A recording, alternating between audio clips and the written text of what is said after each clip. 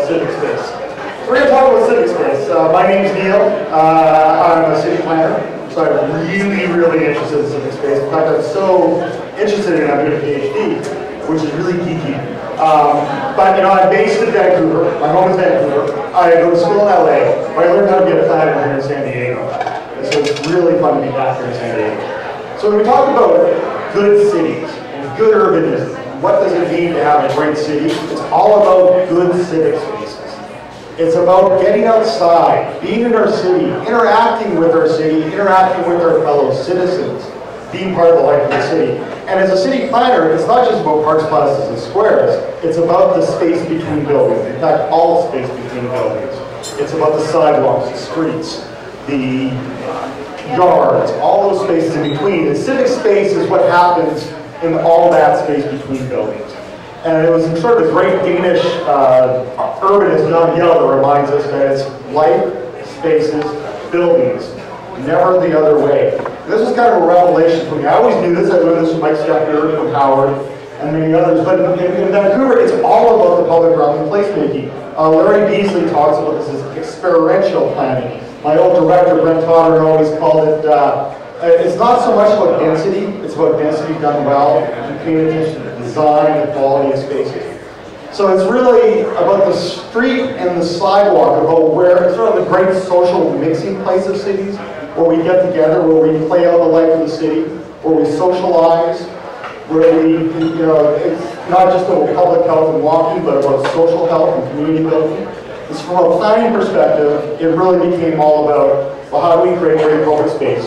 And how does the public space then define the buildings and the community around it? So this is part of illustrations from one of our planning exercises on the east side of Vancouver. And just it's all the same density, we just played around it. It's like, how can we shape that in a different way?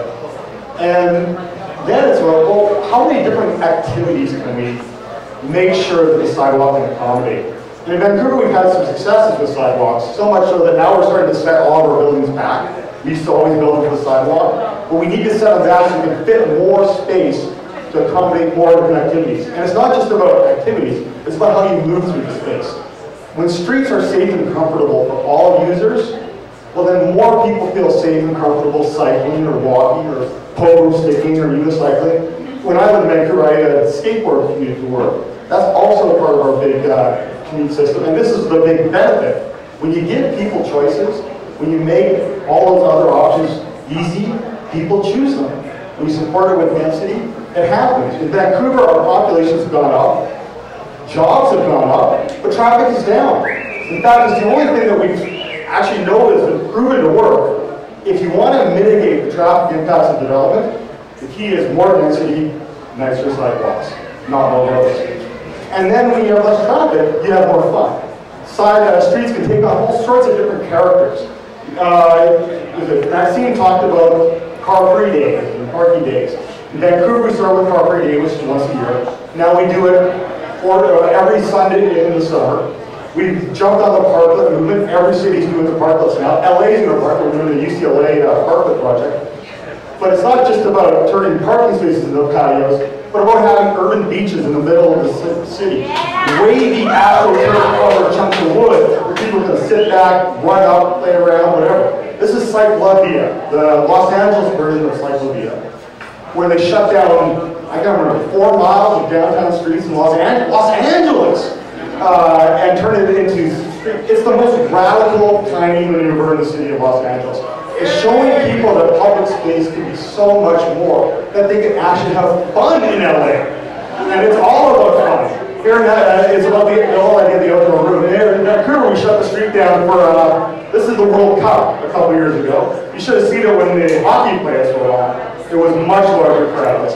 But everybody now gathers and just sits in the street and watches the game. It's good, it's fun. So as planners, we need to support this. We need to step up our game. It's not just about buildings defining public space, but buildings generating the kind of sustainable urbanism that makes city life work. This is Olympic Village, it's LEED Platinum, net zero seniors residence, which is the hardest thing to make environmental energy efficient, because old people like to sit at home all day and watch TV. But it's also about the small scale stuff, and the type of townhouses and stuff that not only people want. There's tremendous demand for these kind of housing types, but sort of fit the DNA of places. DNA are the distinctive neighborhood attributes. So that neighborhoods can kind of evolve forward. It's not about big jumps forward. So this is not the best example. This is Long Beach. I'm not thinking of San Diego. Very poor interaction with the sidewalk. And we usually let this stuff go because we like mid-rise. It's by right, development friendly, it's all good. We need to do more with our buildings, and we need to, I guess, the Vancouver model is kind of interesting, and it can apply anywhere, because you always look to balance your development with your public amenities. And it's sort of what I was starting to think about is land increment financing as opposed to tax increment financing, which is, you may start thinking about in post redevelopment California. It's about using the value of the land, not discounting the value of the land, hoping we get the money back on the back end of taxes, but requiring types of public amenities in the front end. So that means a different kind of planning. It's a much more collaborative form of planning, not just big plans every 20 years, but an ongoing process of working in our communities.